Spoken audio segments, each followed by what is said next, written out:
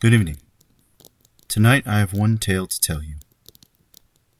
It's a ritual, one that I seriously hope you don't try. So sit back, relax, and enjoy the campfire. The Devil Game, credited to Infernalnightmare333. This is a set of instructions for how to speak with the devil, which, as those of you with any sort of brains at all might know, is a patently moronic proposition on the face of it, one likely to culminate in any number of thoroughly unpleasant fates. Honestly, it would probably be smarter to publish your credit card number on Facebook, or take up a career in crocodile wrestling. But then, that isn't going to stop you, is it? Not if you're sincerely interested, at least. Technically, if you do everything just right, there's a fair chance you'll walk away scot-free. And that seems to be reason enough for most people to decide that this is a good idea. Especially if you're the fate-tempting, thrill-seeking scare junkie type. Or the desperate type. Which brings me to a point of clarification I ought to make. This is not a manual for making any kind of Faustian bargain. You know, the whole sell your soul type of deal. Although, if you happen to bring it up in conversation, he certainly wouldn't be one to refuse. Following through with such a foolhardy bargain, however, would necessitate removing some of the protections which you will put in place for your conversation. And I don't think I need to spell out for you why that would be a bad idea. If you're really mathematically impaired enough to want to trade something that will last an infinite number of years for something that might last about 90 tops, there are plenty of other rituals out there for you to follow. This one, if performed correctly, should only allow the two of you to talk. This perhaps begs the question of why exactly you would want to speak to the devil in the first place. Maybe some of you just like the idea of making small talk with an extremely dangerous occult entity, but for the sake of the human race, I hope most of you aren't quite that stupid. Short answer is, he knows things. Things that some of you may have a deep, vested interest in finding out. I mean, he's not omniscient or anything, much as he liked to pretend otherwise. He's not God. But he's definitely got a supernatural advantage of the kind of knowledge any human would be able to obtain. For example, he probably wouldn't be able to predict when the next world war will happen, or tell you the cure for cancer, but he could very well be able to predict the winning numbers of tomorrow's $500 million Powerball drawing, or tell you what deadly undiagnosed condition might be afflicting one of your loved ones. Of course, the Prince of Darkness doesn't just go around giving out winning lottery numbers to anybody who asks, and trusting any sort of information obtained from a being commonly described as the father of all lies is liable to land you in a worse situation than you were when you started. However, if you're really dead set on finding something out and you've exhausted all other options, there is a way to try and get accurate information out of the guy. You see, like so many of the urbane villains in popular culture, the devil has a bit of a penchant for games and gambling. Of course, the reason he likes them so much is that he almost always wins. Unless you happen to be a fiddler named Johnny, or you're being represented by Daniel Webster, you're probably going to get your ass handed to you. But if you're determined enough to want to face the risks and the long odds, there's a certain game the two of you can play to try and win the information you need. First things first, though. We'll start off with a description of the summoning process, then get into the rules of the game, some tips for how to play, and finally, of course, the inevitable litany of arcane shit that might go horribly wrong. In order to contact your conversational partner, you'll need to go to a church at midnight. It doesn't matter what kind of church, large or small, old or new, liberal or conservative, just as long as you're sure it's empty.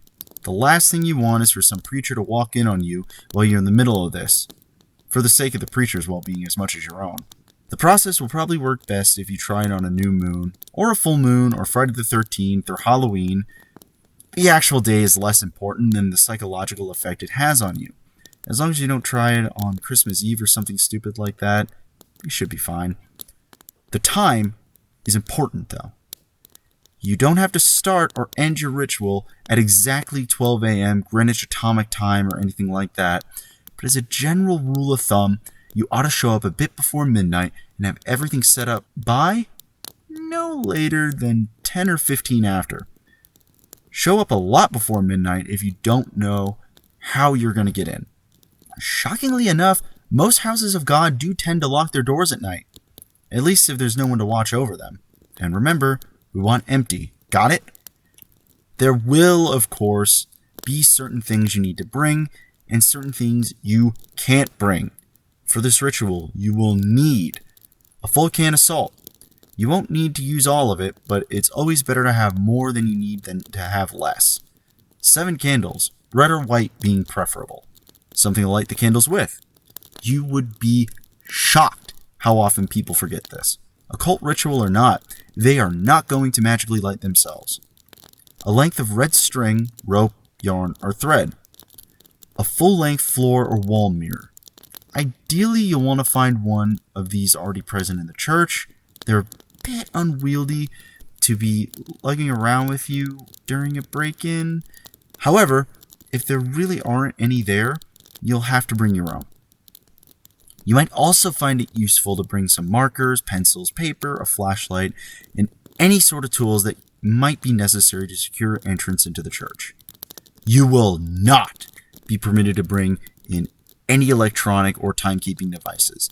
This includes all cell phones, smartphones, tablets, e-readers, MP3 players, PDAs, calculators, wristwatches, pocket watches, Kindle timers, sound glasses, etc., etc. Seriously, it's worse than the SAT. If you're one of those people that has a smartphone practically wired into your brain, don't worry. You can bring those things with you to the church as long as you leave them outside the room in which you will be doing the ritual. If you brought a flashlight, helpful for finding your way around without attracting unwanted attention, leave that outside too. Also, don't bring any sort of religious paraphernalia to protect you, especially if it pertains to the Abrahamic religions. And yes, if those gothy black cross earrings you're wearing are hanging right side up, they count. If you have any sort of holy symbols like that with you, the devil will simply refuse to show up. Don't worry, you're not going in totally unprotected. In fact, most of the supplies with you are not for any sort of devil summoning ritual, but for your own protection. Old superstitions and folk magic remedies to guard oneself from evil. From what I know of it, the effect's mostly based on the power of belief, so there are probably numerous objects, other artifacts, and procedures that will work just as well. If you'd like to risk being left helpless at the mercy of the devil in order to test that theory, feel free to experiment. However, for anyone without a psychotic death wish, I'd recommend sticking to the ritual as it follows. Once you're sure you have all the right supplies with you, make your way into the church and find some place to set up. It can be anywhere from the main sanctuary where services are held to a Sunday school classroom, or a simple walk-in supply closet. As long as you have a sufficient amount of room and open floor space and are certain not to be disturbed. Set up your mirror first. This is where the devil will appear when you summon him. As such, you mustn't complete the summoning until you've laid down certain wards around it. First, surround the mirror with an unbroken circle of salt. If the mirror is hanging on a wall or door, lay down a semicircle around it instead, making sure that the salt touches the wall at both ends. Then, wrap your red string around the mirror 7 times. The color red, especially red string, is symbolic of protection in the folklore of many cultures and religions. This is why red candles are also a good idea. Speaking of candles, set them up around the outside of your circle, or semicircle, of salt, spaced at relatively even intervals. No, you do not have to get out the measuring tape and make it exactly perfect, but do at least try to make it look as though it was set up by someone old enough to be entrusted with matches. Light the candles in a clockwise fashion, being careful not to disturb the salt. If you break the circle, you'll have to start all over again. Once all of the candles are lit and burning strongly, your protective wards are complete. You are now ready to proceed to the actual summoning. To do so, you must first get the devil's attention and demonstrate your resolve by performing some sort of sacrilegious act in the holy space. Turning a crucifix cross upside down is fairly conventional, but it's not the only option. For example, I know of a kid who once fulfilled this requirement by scribbling obnoxious graffiti all over a painting of Jesus hanging in his Sunday school classroom. The nice thing about turning a cross upside down is that once you finish your encounter, assuming you've survived in one piece, you can just flip it right side up, and no one's the wiser, sidestepping the relatively minor, but still irritating, risk of having your Sunday school turn into a reenactment of the Spanish Inquisition for the next month and a half. After you're finished doing whatever offensive thing you decide on, shut all the doors to the room and turn off all the lights, so that the space is lit only by the candles. Face the mirror and stare deeply into it. Concentrate on your desired outcomes. There are no incantations, no arcane strings of Latin you have to recite.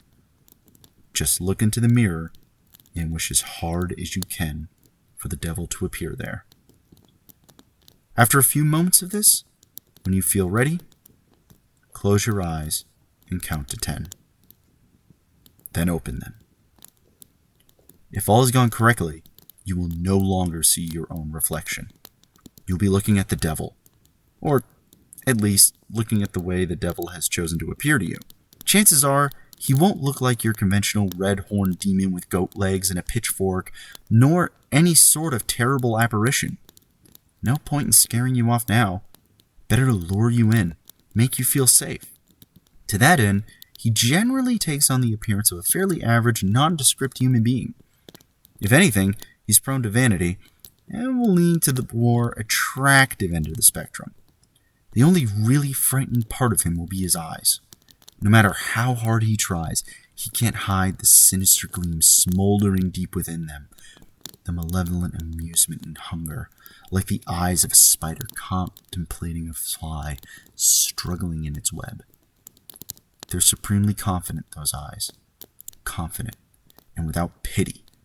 Do not look into them too deeply, or you will begin to feel helpless and paralyzed with dread, losing your hope and your will to fight. Since you'll probably just be standing there, staring at him in shock for the next few moments, having on some level expected the ritual to fail, he'll initiate the conversation by asking what it is you desire from him. If you can gather your wits enough to string together a coherent sentence, you should respond with something like, "I wish to challenge you in a game of question and response." Even if you don't get the words exactly right, he'll know what you mean, and he'll accept your request with a wide, predatory grin of anticipation. He's been playing this game for a long time, you see, and he's very good at it. Most humans, on the other hand, are very bad at it. This gives him a chance to, at the very least, thoroughly mess with your mind. And at most, well, we'll save that for the litany of shit that could go wrong. And you'll have to play it very smart to avoid justifying his expectations. The general rules of the game are very simple, with a few caveats that can make things more complicated. He'll begin by asking you a question. He always initiates the game. It can be anything from a piece of obscure trivia, to a riddle, to an extremely personal inquiry. Don't worry, you won't be immediately plunged into hell if you get the answer wrong or anything like that. As a matter of fact, he won't even tell you whether you got the answer right or wrong. After you've answered his questions, you get to ask him one in return. Now, here's where the consequences of your response come in. If you answered his last question correctly, he will respond to your question as honestly and accurately as he is able. However, if you answered it incorrectly, he is free to lie to you as he sees fit. Perhaps if you've asked him something you're better off not knowing, he'll tell you the truth about it anyway. More likely, he'll feed you the most insidious, damaging lie he can come up with. Either way, after he's responded, he'll ask you another question, and the process will repeat over and over again until you decide to call it quits. Now, you may be sitting there thinking, that sounds fairly easy to get the information you need. All you have to do is wait for a question you can answer correctly, and then take that opportunity to ask him what you really want to know, ignoring everything else he said. No, it's not that simple. The devil will never give you an easy question, one that you can completely be sure of the answer to. He may instead give you questions that you have some vague knowledge of. that you think maybe you know the answer to, but aren't really confident, thus forcing you to endlessly second-guess yourself, obsessing over whether or not you can trust the information that he gave you next. Perhaps you'll think that what he said was a lie, wish it was a lie, but be eternally consumed by doubt, unable to fully convince yourself that you were wrong. Or perhaps you'll have to make a choice based on the information that he gave you and be tormented by fear and indecisiveness as you realize that your fate, and perhaps that of others as well, rests entirely upon whether or not you were able to correctly recall some arcane point or trivia that you don't even remember now. You'll never remember the exact questions the devil asked you, by the way. That would make it too easy for you to go back and check your responses. Or maybe, instead of testing your knowledge, he'll ask you something personal, something you even lie to yourself about. You'll answer back to him thinking you've gotten the correct question. No, I don't resent my sister. Yes, I returned the money into the police. But he'll know better. He'll know better than you do that you're lying, and he'll lie to you in return. And you'll believe him. You'll believe him until you are no longer able to deceive yourself. And by then, it may be too late. Or maybe he won't even give you a chance to get an accurate response at all. Maybe he'll just ask you an endless string of completely impossible questions, making you more and more frustrated and disheartened as you realize you'll never be able to force him to tell you the truth. Questions like, what was the exact height of Mount Everest in centimeters in the year 1666? Or, what is the airspeed velocity of an unladen swallow? Although, knowing his sense of humor, if he ever asked the latter, he might consider African or European a correct response. There are a couple of ways to short-circuit this particular strategy, however. Additional rules and courses of action that make the game more interesting and prevent you from being stonewalled completely. Although, in all honesty, he probably wants for you to try one of these options anyway. The first option is to ask him a riddle instead of a question. If you somehow manage to stump him and he answers the riddle wrong or gives up, he'll be obligated to give you a truthful response to the next question. If he answers the riddle correctly, once again, don't worry, he won't pounce on you like a sphinx or drag you into hell. What will happen is that he will get a pass, allowing him to lie in response to one question he would otherwise be obligated to answer truthfully. Honestly, if he gets a pass, you might as well just give up and quit the game right there. It's nearly impossible to determine whether he's telling you the truth under the best of conditions. Adding another layer of complexity by constantly trying to figure out when and if he's used his pass is about enough to make any normal person's brain explode. There's no way. Just forget it. The second option is for you to take a dare from him. If you accept it and vow to follow through, then once again, he'll have to answer your question truthfully. If you choose instead to reject it, he'll get another pass. Now, before you freak out and reject the whole idea completely, you should know that he won't ask you to do anything overly dramatic or unspeakably evil, like blow up a hospital or murder somebody. As a rule of thumb, most dares won't involve direct loss of life or any major felonies. However, they certainly won't be easy. Inflicting severe pain on yourself, doing something that terrifies the shit out of you, cutting off a treasured relationship, publicly humiliating yourself or someone you love. All these things and more, things you might not even be able to imagine, are completely on the table. If you're willing to go that far, to put yourself in that kind of position, you'll get your answer. However, if he manages to come up with the one thing you know you simply can't or won't do, well, then once again, you might as well just quit. One last thing. Don't think you can just tell him you're going to do something and then not do it. If you accept a dare and then you don't follow through with it, well, let's just say there will be consequences. Just suck it up and keep your promise, no matter what it was. Trust me, you're better off that way.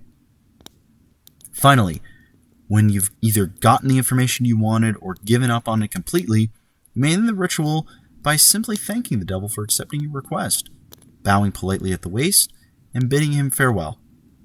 The surface of the mirror will seem to swim and flicker for a moment, and then you'll be looking at your own reflection again. Only when you are absolutely certain that you're looking into your own two eyes may you turn away from the mirror, flick the lights back on, and begin dismantling your protections. Now, and this is important, even if you haven't gotten the information you wanted, you must end the ritual in this manner before 66 minutes have elapsed.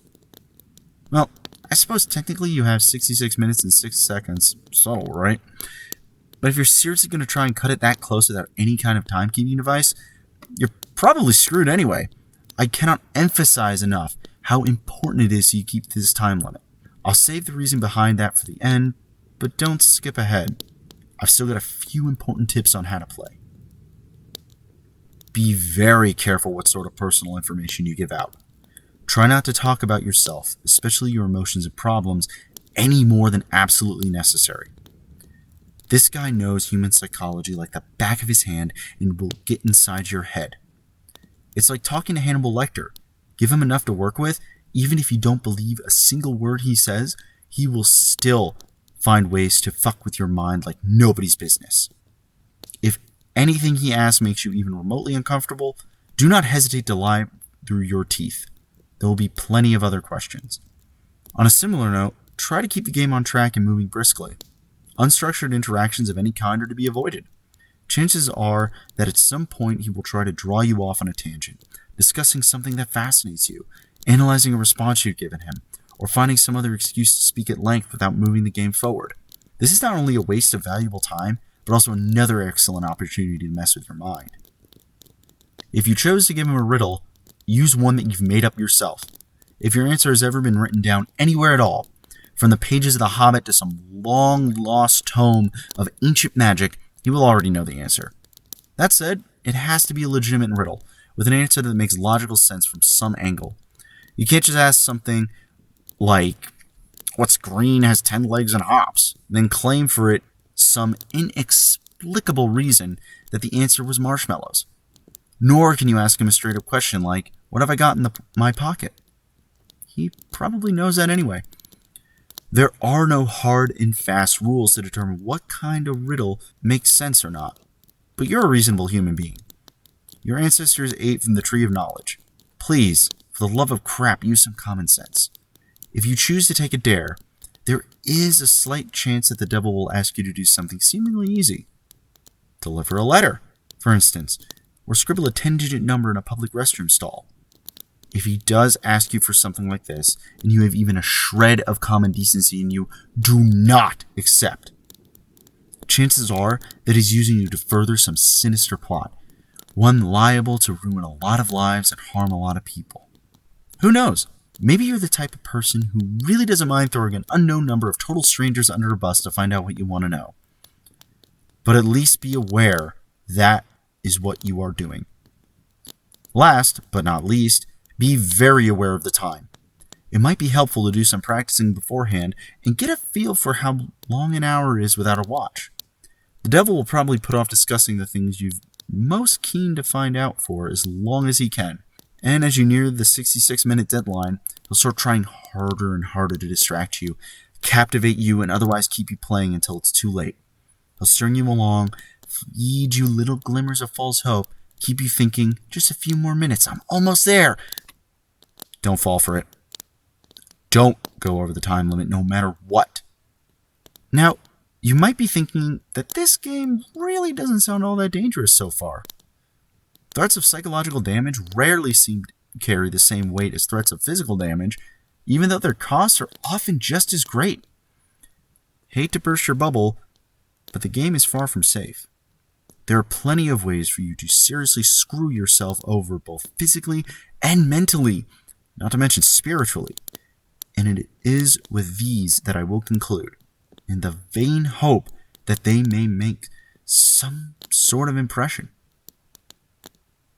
First, while you are speaking with the devil, do not let him out of your sight. Keep staring into the mirror no matter what happens. He will undoubtedly try various tricks to make you look away. You'll hear noises behind you, feel eyes on the back of your neck, See shadowy phantoms writhing in the depths of the mirror. A cold breath will blow on you behind, smelling like the crypt. A deep silence will settle, only to be interrupted by a loud smack directly behind your head, giving you about the worst jump scare you've ever had. Hell, the devil may even abandon a measure of his own dignified facade and give you a sudden jump of feigned shock, shouting loudly and pointing behind you with a very convincing look of terror on his face. Whatever he might test you with, you must not look away from him. If you look away, if you lose sight of him completely, even for 1 second, you will look back at the mirror to find him gone. Well, not gone. Out of the mirror. In the room. With you. Exactly how much of your body the police will find the next morning and what state it's in will depend entirely on the sort of mood he's in. The same thing goes if you break any of the protections you laid down before beginning the ritual. Interrupting the circle of salt, letting the red string unwind, knocking over a candle, or letting one go out. Any of these things will free him from the mirror, and then, well, you're a bunch of creative horror junkies. I'm sure you can fill in the blanks. On a different topic, you may reach a point in the game, probably after a long series of maddeningly impossible questions, where the devil asks you a deceptively simple question. What is your full name? You must not give it to him. Names can be things of great power. Although the devil will, of course, already know your name, telling it to him yourself is akin to inviting a vampire into your home. Your name is deeply synonymous with your own inner self. Thus, giving him your name is powerfully symbolic of giving him yourself. If you are foolish enough to make this mistake, all of your protections will be for naught, and he will seize upon your unwitting offer with malice glee, stealing away your soul and dragging it back with him into hell. At least this way the police will find a complete identifiable body. As a matter of fact, your vacant shell will be totally unblemished, seemingly having dropped dead of sheer terror. Last, but certainly not least, there's the matter of what happens if you go over the time limit. This is arguably the worst thing you can do. You won't think so at first. The devil will give you no indication that you have in fact exceeded the time limit, and you will conclude the ritual as if nothing had gone wrong. Perhaps, as the devil's image in the mirror trembles and gives way, you'll see a particularly nasty, triumphant smirk flash across his face. But this will easily be dismissed as your imagination. You'll turn the lights back on, gather your belongings, and go to leave the room. But when you open the door, you will see nothing. That's right, nothing. Just a flat white void extending infinitely in all directions. Only the room which was reflected in the mirror will now exist. Incidentally, if you turn back around to face the mirror again, you may catch a last glimpse of your own reflection. Perhaps it will even turn and favor you with a smirk and a cheeky wave before stepping out the door into the perfectly normal church hallway outside. As you may have already figured out, you yourself are no longer in the church. Your soul is now trapped in the mirror, and the devil has taken the liberty of possessing your body, now that you are no longer using it. Pound on the glass and scream all you like, you'll never get out on your own, and no exorcist can help you. But don't worry, it's not like you're in hell, right? At least, not necessarily. What you have to understand, see, is that a human soul stripped of its bare flesh is a deeply volatile and vulnerable thing, especially when trapped in the land of the living. You are now an entity of purely mental properties, and as such, the barriers between what is real to you and what is imaginary have been completely dissolved. As you fill that reflected room with your anger, your sorrow, your fear at being trapped, these emotions will begin to coalesce, given form by your mind. If you're not particularly imaginative, these creatures may not be too terrible, may not be able to inflict too much horror and pain. With time, you may even be able to teach yourself to get rid of them. If, however, yours is a mind haunted by monsters, a mind that is vibrantly creative and imaginative and more than usually twisted, well, there's no telling what horrors might come clawing their way out of the maelstrom.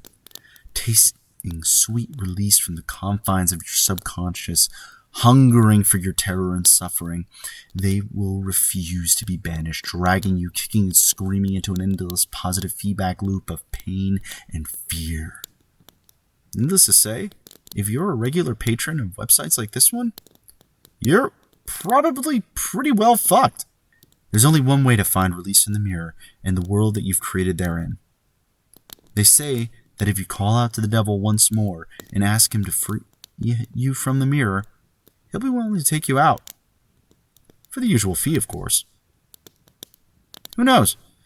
Maybe if your imagination is twisted and powerful enough to create a personal hell that leaves you begging for the real thing, those talents might be put to good use.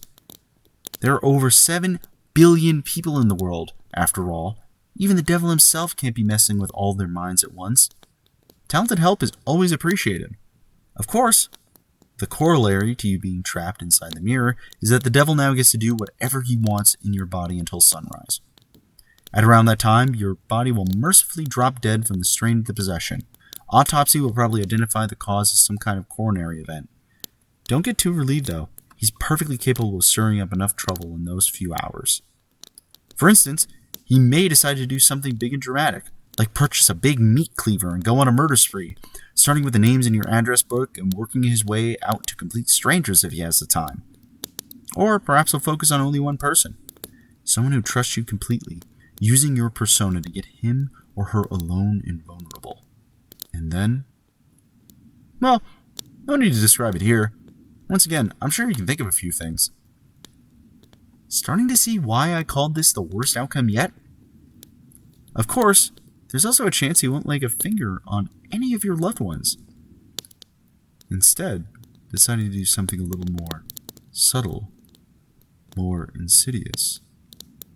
Like drop off a few nondescript unmarked packages at certain doorsteps in the dangerous parts of town. Or locate a particularly dusty, aged yellow text in the storeroom of your local library and intentionally misfile it in the young adult literature section. Or whisper 7 very choice words in the ear of a distracted-looking young redhead waiting for the 3 a.m. subway train. Or maybe he'll decide that in this age of waning superstition, not enough people are getting interested in his games, and the knowledge of them is in danger of being lost. Maybe he'll decide he needs to get the word out a bit more, do a bit of networking, attract some new suckers, challengers. Maybe you'll take a quick peek at your browser history, see where the impressionable, curious minds are hanging out these days. Maybe he'll even do a quick tutorial in modern parlance, rather than some inscrutable, obsolete, demonical text posted on the internet and see how many bites he gets. Maybe I really shouldn't have gone there, but if you made it this far without shying, a little twist at the end isn't going to put you off, is it, dear reader? I'm sure there are plenty of intrepid adventurers among you with the burning questions you'd like answered. And you're all a smart bunch. You know the pitfalls, you know the conventions. You live and breathe this sort of thing, do you not? There's no way you'd fall into the obvious traps, right? You're not some Dick or Jane off the street, after all. You'd be bringing a whole new level of competition. You would... Oh, excuse me for a moment. I think here's someone calling for me. What? You want out that badly already? Must be one hell of an imagination you've got on you. Perfect. Thank you for joining me, fellow wanderer. If you like what you heard, please leave a like and consider subscribing. If you have any stories you want me to read, leave them in the comments below. Rest well, and good night.